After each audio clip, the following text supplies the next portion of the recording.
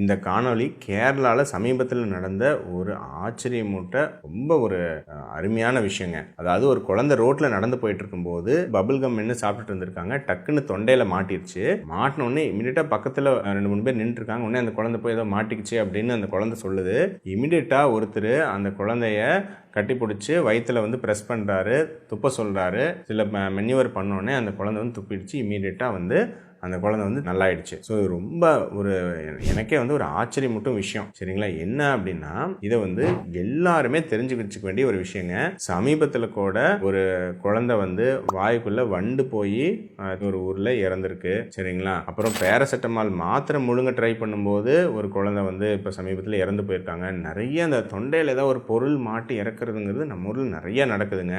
ஏன்னா தொண்டையில் நம்ம முழுங்க ட்ரை பண்ணும்போது மூச்சு குழாயில் போய் ஒரு பொருள் குழந்தைங்களுக்கு மாட்டிருச்சு அப்படின்னா நீங்க பக்கத்துல தான் ஒரு கிளினிக்கோ ஏதோ இருக்குன்னா கூட அது போறதுக்கெல்லாம் டைமே இருக்காது. ஏன்னா அதிகபட்சம் உங்களுக்கு 1-2 நிமிஷத்துல நீங்க அந்த பொருளை உள்ளேருந்து வெளியே எடுக்கல அப்படின்னாவே உங்களுக்கு டோட்டலா மூளைக்கு போற ஆக்சிஜன் கட் ஆயிடும். உங்களுக்கு இறப்பு நடந்துரும். அதனாலதான் நிறைய டைம் பாத்தீங்கன்னா மருத்துவர்களுக்கே பாத்தீங்கன்னா இது மாதிரி ஏதாவது தொண்டையில மாட்டி இறந்து போன சம்பவம்னா நிறைய பெரியவங்களுக்கு கூட நடந்திருக்கு. அது குழந்தைங்களுக்கு இது ரொம்ப காமன். ஸோ இந்த மாதிரி ஏதாவது குழந்தைங்களுக்கு தொண்டையில் ஏதோ ஒன்று மாட்டிடுச்சுன்னா டக்குன்னு பண்ண வேண்டிய விஷயம் என்னங்கிறது நான் சொல்கிறேன். ஹெய்ம்லிச் மேனியோவர் அப்படின்னு சொல்லுவாங்க. அப்படின்னா என்னன்னா, ஒரு பெரிய குழந்தைக்கு இது மாதிரி தொண்டையில் மாட்டிருக்கு அப்படின்னா அந்த குழந்தைய பின்னாடி இருந்து நீங்கள் கட்டிப்பிடிச்சி வயிற்றுல இப்படி அழுத்தி பிடிச்சி உங்களுக்கு வயிற்றுல இப்படி ப்ரெஸ் பண்ணணும். சரிங்களா? இவர் சூப்பராக இந்த நபர் பண்ணார். நல்லா ப்ரெஸ் பண்ணணும். ஒரு 4-5 வாட்டி நல்லா த்ரஸ்ட்டு, நல்லா அதுவும் மேல்புறம் பார்த்த மாதிரி. வெறும் வயிற்று அழுத்தக்கூடாது. நல்லா கொஞ்சம் மேலே ஆங்கிளில் வயிற்று பிடிச்சி நல்லா ப்ரெஸ் பண்ணணும். ஒரு 4-5 முறை நல்லா ஃபோர்ஸாக ப்ரெஸ் பண்ணி அப்புறம் லைட்டாக முதுகில் தட்டி கொடுக்கலாம்.